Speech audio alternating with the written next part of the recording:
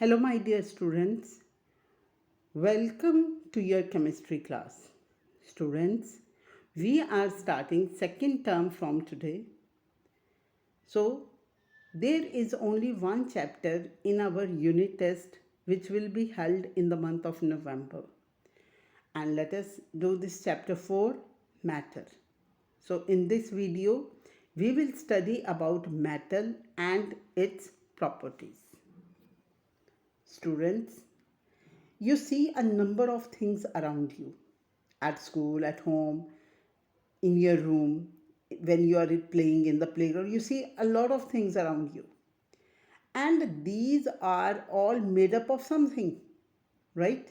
And the materials of which these things are made, say, if we are talking about a chair can be made up of wood, plastic, or metal.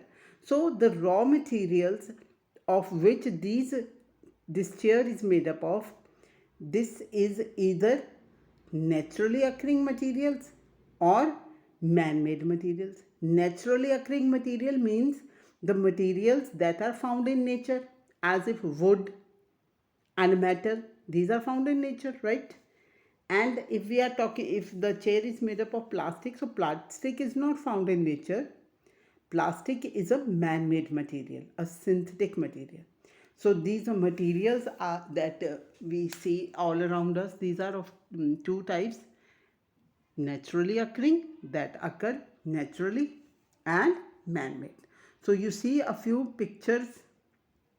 Say chair, wooden chair. So it is made up of wood. Wood is a naturally occurring material. Table, if it is made up of wood, wood again is a naturally occurring material. Then bucket, plastic. Pen, plastic, right?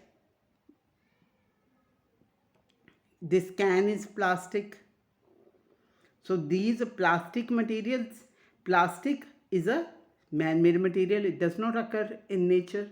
Then you see metal, steel, and clay. These are all naturally occurring materials. So student, this is about material. So some materials such as fruits and milk can be used. They occur. Now these are naturally occurring materials. Some of the materials we use as it is, right? So if you go to a near mango tree, you see a mango, you take it and just you eat it, you use it as it is. But if you need a chair, chairs are not growing on the trees. You take wood from the tree and then you make a chair out of that wood, right? So some materials that are naturally occurring we can use directly as it is, but some of they have to be modified, like iron, sugarcane, firewood. These cannot be used in the same way, so they have to be processed first. So these are naturally occurring materials and man-made materials. Students, now let us know what is matter. Now we are talking about these materials, right? So all the things are made up of materials that we know. And what are these materials made up of? These materials are made up of matter. So matter, if we have to simply define matter, what is matter? Matter is anything that can be perceived by our senses. Means we can see it, we can smell it if it is having any smell, we can hear it, we can taste it, and we can touch it. So it can be perceived through our senses. For example, air cannot be seen, so air is not a matter, but we can feel air, right? So air is matter. So what is the definition of matter? Matter is defined as anything which occupies space and has mass. It has some mass and it occupies some space, and it can be sensed. So this is definition of matter. Now students, there is a law of conservation of matter. It states that the total amount of matter in the universe remains constant.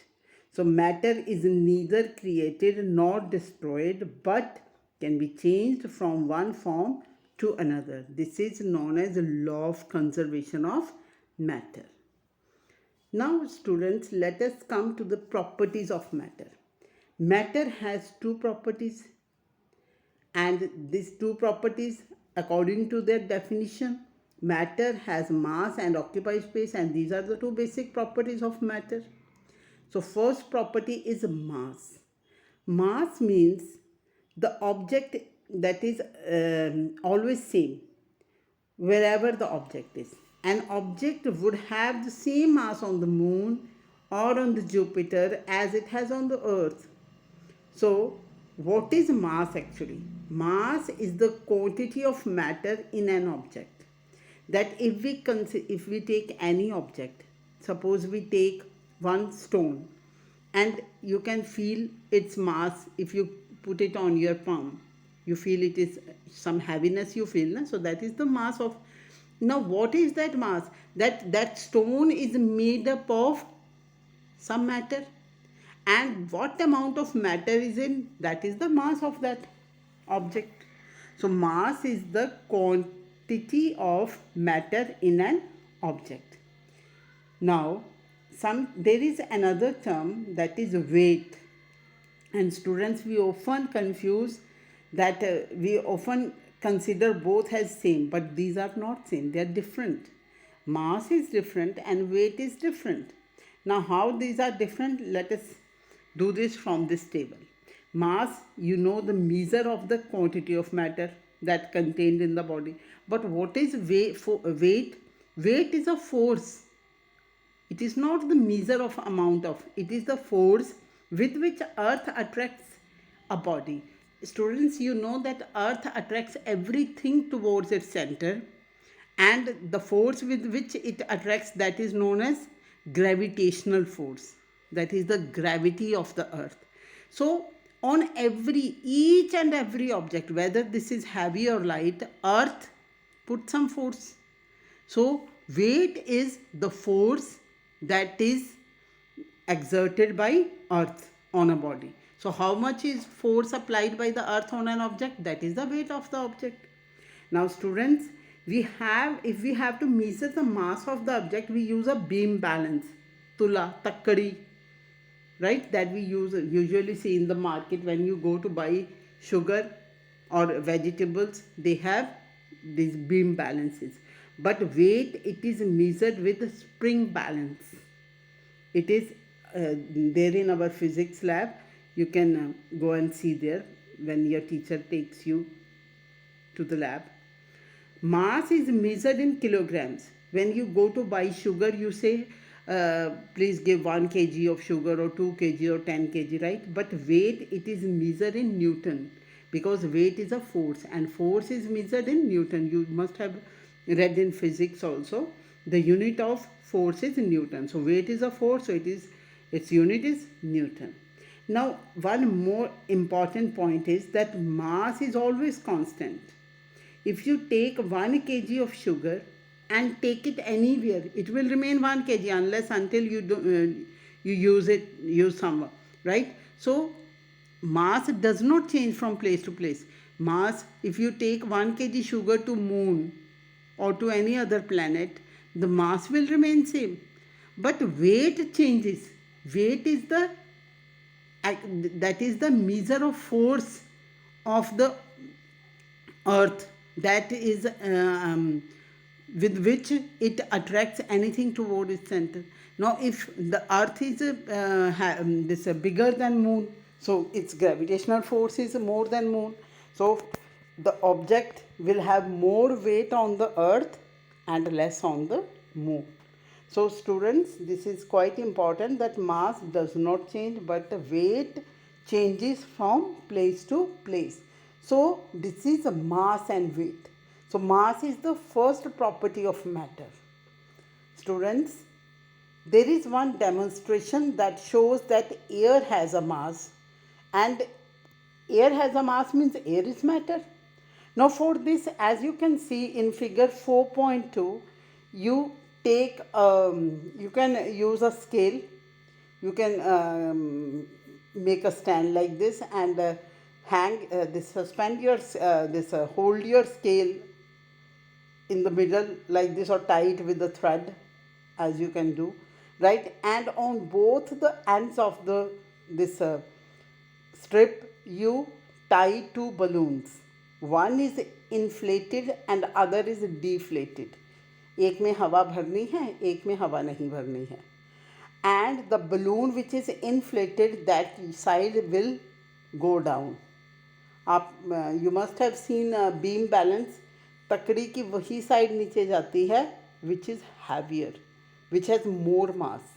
So the inflated balloon side, that bends, tilts down towards the side, right?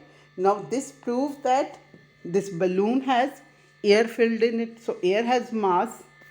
So air is a matter. So this is to prove that air has mass. Now there is another activity. Second property is volume. Students, volume is the space occupied by an object. That object occupies some space. So matter occupies space. So that is the second property of. Now with this experiment we can prove it. We have taken a glass, as you can see in figure 4.3, and it is filled with the water up to the rim. ऊपर तक पूरा भर दिया है. And we have kept a dish under the water so that if water spills out, it comes into the dish, right? Now we take a stone and tie it with the thread and insert it in the water. And this what will happen? When the stone goes in, some of the water will spill out. Students, just think why this happens so. When you dip the stone inside, why this water spills out?